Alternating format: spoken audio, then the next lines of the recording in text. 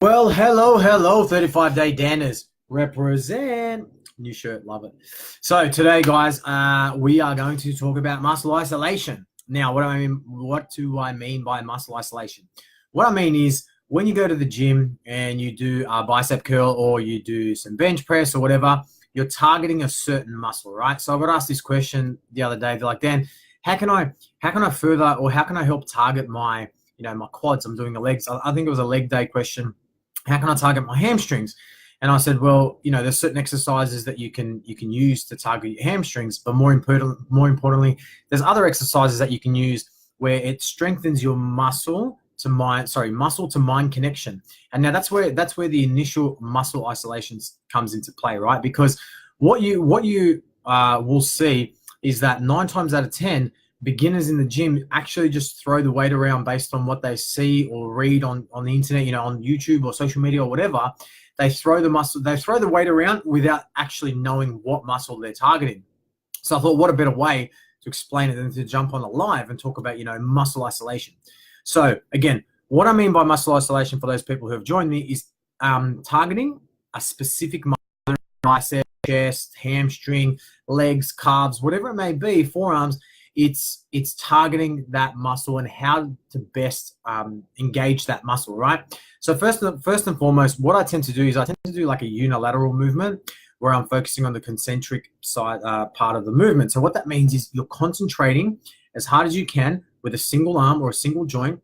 For example, a bicep curl. So you might be coming up and then you curl your arms and you can only feel tension and stress on your bicep. So that is a great muscle isolation technique or a great muscle isolation exercise. Now it'll be very difficult as a beginner who's just starting off at the gym to understand how to mentally activate just that muscle. And this is completely normal, right? Like pretty much every single one of my clients that have been beginners that I've worked with basically turn around and say, look, I know you're telling me that I should be feeling it in my hamstrings or my quads, but I'm feeling it in other places. Now, that's completely normal, guys. So it comes with progression and experience in the gym. The longer you go to the gym, the better you're going to get at this, right? It's a skill. So what I tend to do is I'll start off one day a week. I'll focus on unilateral movement. So again, movement single joint with a single body part. So instead of doing a double, shoulder press with both your hands, I might do like a single shoulder press. So that becomes a unilateral movement, and meaning you're using one side of your body or one joint at a time. So what I tend to do is really, really lightweight, and I basically get my clients to close their eyes, and I get them to breathe, one deep breath, and I get them to push really, really slow until they can feel that muscle engaging. Once they can feel that muscle engaging, I get them to open their eyes and just push out the remaining repetitions. So, for example, if we were doing 10 single arm shoulder presses, you'd be seated back in the correct position, correct form, neutral spine and all that. Breathe out, big deep breath, eyes closed, push up with a single arm, and then come back down. When my client says that they can completely feel just that shoulder isolation, just that shoulder muscle moving, and it's completely isolated, they don't feel any in their tricep, or they're not squeezing the bar too hard so their forearms locked in, that's when I consider that a single rep. And then we just keep practicing and practicing and practicing.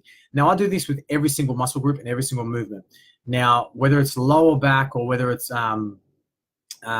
chest or incline, whatever the exercise is, I always try and incorporate a unilateral movement, a single joint movement, or basically like a one arm or a one leg movement to perform that exercise, which strengthens the muscle to mind connection, guys. So that's I can't really stress that enough.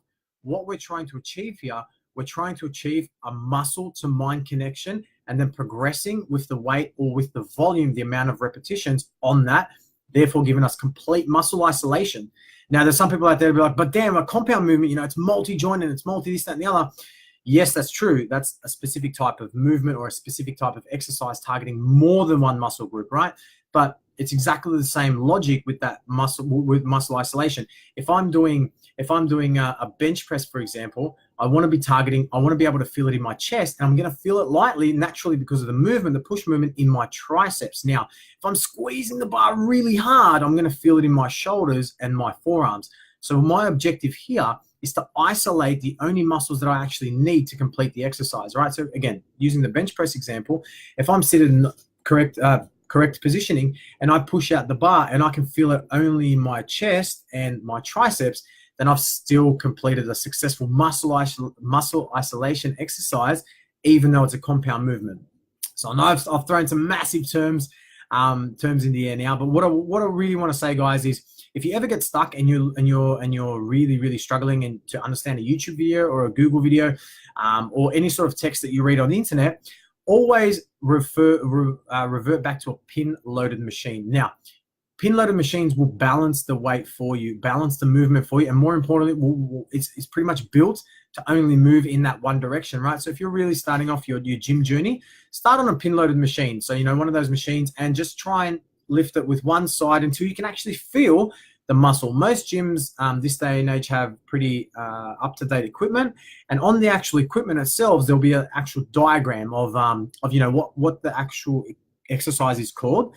A low row, a lat pull down, whatever it may be, and they'll have a muscle anatomy diagram with some sort of a color coordination that says, the red bits on your back is where you're supposed to be feeling it the majority of the time, as well as an ancillary muscle, like you might feel it in your biceps because you're potentially squeezing that bar down. So always revert, guys, as a beginner. If you're unsure or you're not clear about the movement or the form, revert back to a pin loaded machine. I'm all for supporting dumbbells and barbells because they actually benefit you by making your balance on and making your aesthetics better. But revert back to a pin loaded machine if you're not sure, and that way you're performing the movement as safe as possible, and you can always guarantee that the movement that you're performing, the form, is going to be as close to 100% as possible. Whereas if you were to use a dumbbell, for example, if you're doing a chest press but you can't feel it in your chest, you're more likely using your shoulders to push out that dumbbell. So therefore you're exhausting the wrong muscle and you're not isolating the right muscles. So for those of you who have just joined now, you basically want to enable and strengthen the muscle to mind connection, therefore giving you the muscle isolation. No matter what type of movement you're doing, whether it's a compound exercise or an isolation exercise, the objective of that push, pull, or any movement is to isolate the intended muscle, right? So guys, just a little quick, I hope I've really, elaborated and given you a little bit of detail about how exactly to perform a muscle isolation exercise, and more importantly, what muscle isolation is, right? So if there's anything that you take back from this webinar, I hope I've given you so much value. But if there's anything that you remember, is muscle isolation is isolating the muscle that's intended for that movement. So as always, guys, I'll probably put in the comments below a little bit of a summary, or as I call it, an elevator pitch. So, tomorrow when you're at work or, you're shopping or whatever, somebody asks you about muscle isolation, you can just give them that elevator pitch and say, you know what, muscle isolation, the objective of muscle isolation is targeting that muscle for that movement, targeting a specific muscle for that movement, the intended muscle. So I hate to take up too much more of your time. I know it's probably midweek Wednesday night, so you guys are either burnt out or preparing for the weekend. But you know what? For all the clients, as always, stick to the plan. It's I hope you guys are loving it. The new 35-day Dan program. It's a lot more flexible now. Now that I'm using the new nutrition platform, it's a little bit easier for me to give you nutrition advice and for me to check in with you guys and see how your meals are going and how your lifestyle plans are going. So I hope you guys are enjoying the value that I'm providing in this group as well. If there's any questions, like always, guys, feel free to message me or send us a message on Instagram, Facebook, YouTube, whatever it may be. Get in touch. Click on the website, drop a contact, do whatever you got to do. And as always, I'm still uploading free resources on the website, so just go through, click. I've got calculators on there now. I've got summer guides. I've got workouts. I've got videos, mindset, nutrition. There's always on a weekly basis I'll be releasing free content on that website. So all you have to do, click on the homepage, go to value, because that's exactly what it is, and go straight down to free resources. I'll put a link in the comments below for those of you who don't have the website. But until next time, guys, I hope you really enjoyed it, and I'll catch you later. As always, that famous saying, catch ya.